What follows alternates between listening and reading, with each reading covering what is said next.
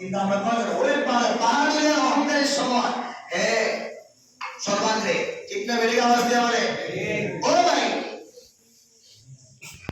অন্তর্গত মসজিদে এসে বেরিয়ে দেখে গত সপ্তাহে বলছিলাম সে আর ইসলামের নিদর্শন।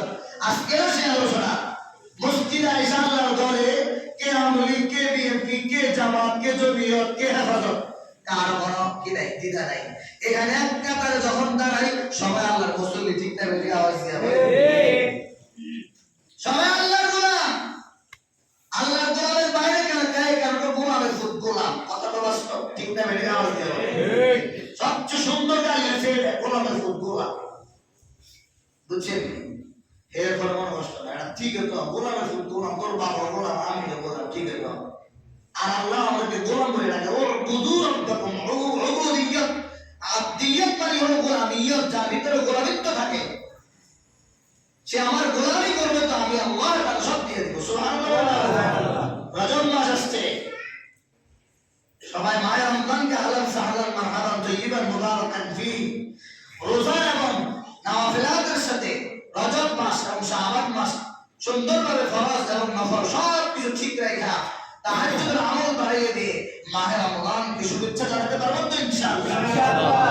এক নম্বর কথা হলো। দুই নম্বর কথা হলো 2025 সাল নতুন বছর শুরু হয়েছে। 24 সালে আমি কি করলাম? সমস্ত আমলের উপর, খারাপ আমলের উপর, খারাপ বিষয়ের উপর অনুতপ্ত হইয়া ইস্তিগফার করা নতুন বছরকে শুভেচ্ছা জানানোর নিয়তে আলহামদুলিল্লাহ বলিয়া নতুন বছরের প্রথম দিন থেকে আপনি আপনার জীবনকে আবার নতুন করে গঠন করার চিন্তা করবেন তো ইনশাআল্লাহ। ইনশাআল্লাহ বলেন ইনশাআল্লাহ। ইনশাআল্লাহ আমি এগুলো বলি নাই, আলহামদুলিল্লাহ হয় নাই, এদিকে বাজে আছে, আমি পড়ছি ওইটা আমি ঘুমাইছি কম পড়ছি একদম মুখস্থ করে আমি 10 জন জ্ঞান ফাটি করে বসছি, তোরা বাজে ফুটা, বুঝছেন? জ্ঞান আরো কিছু জ্ঞান আছে, এখানে আছে না, এখানে আছে, তোরা বাজে ফুটে আমি সামো।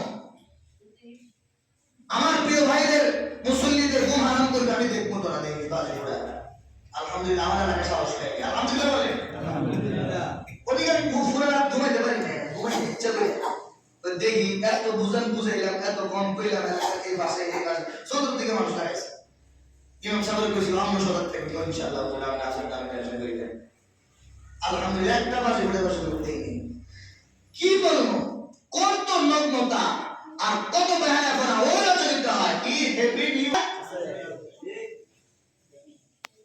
শুভ নববর্ষ সেটা ঠিক আছে বাংলাদেশে, কিন্তু আসিবু কবলান তুহাসাবু, পূর্বের সময় আমার জীবনটা কেমন গেল, আগামী সময়ে আমি কিভাবে কাটবো, এটা দিয়ে যদি সে রাত্রে এবং ফজর থেকে মাগরিব থেকে ফজর পর্যন্ত ফিকির করে, বলেন তো এই লোকটা নামাজ ছাড়া আর কোনো কাজ করবে না? কিন্তু তাদের মাত্র বিগত বছর যেমন মতো তেমন নতুন বছরে শুভেচ্ছা জানায়। তো রাসূলুল্লাহ বলেছেন বিগত বছরগুলো তুমি ইস্তিগফার করো, আগামী বছরের জন্য তুমি আলহামদুলিল্লাহ বলো। তুমি আগামী বছর হায়াত পাইতেছো, এই কারণে তুমি আলহামদুলিল্লাহ বলো। সুবহানাল্লাহ সুবহানাল্লাহ। ভাই আমার 25 সালটা সুন্দর যাবে তো ইনশাআল্লাহ ইনশাআল্লাহ। নিয়ত করেন। আর মায়ের রমজানকে আর মাত্র 2 মাস বাকি, স্বাগতম জানান, নামাজ রোজা ভালোভাবে আদায় করে ইনশাআল্লাহ ইনশাআল্লাহ। এই দুইটা মেসেজ। আর 3 নম্বর মেসেজ হলো জানুয়ারি মাসের 10 তারিখ প্রায় মাদ্রাসায় ভর্তি শেষ, আপনার সন্তানকে আপনি দ্বীন শিক্ষার জন্য মাদ্রাসায় ভর্তি করাই দেন। ভাইও এটা আপনার জন্য সবচেয়ে বড় ফায়দা। আমার দোস্ত মুহতারাম বড় ভাই আমাকে বলে নাই হাফেজ মুফাসসির যা আছে সবাইকে নিয়ে যাইবেন ইনশাআল্লাহ। সোমবারে আগামী সোমবার ফজর থেকে 1টা পর্যন্ত খানা মাশাআল্লাহ কবুল করেন, আমিন বলেন আমিন। আমার মাদ্রাসা উদ্বোধন হবে আর আপনাদের সন্তানগুলো আপনারা যেখানে মানে চাই আমার মাদ্রাসা দেওয়ার জন্য বলবো না। আপনাদের এলাকায় আমি আসিনি, ঠিক নেই, বাড়ি গেছি যাই নাই, যাওয়ার দরকার নেই।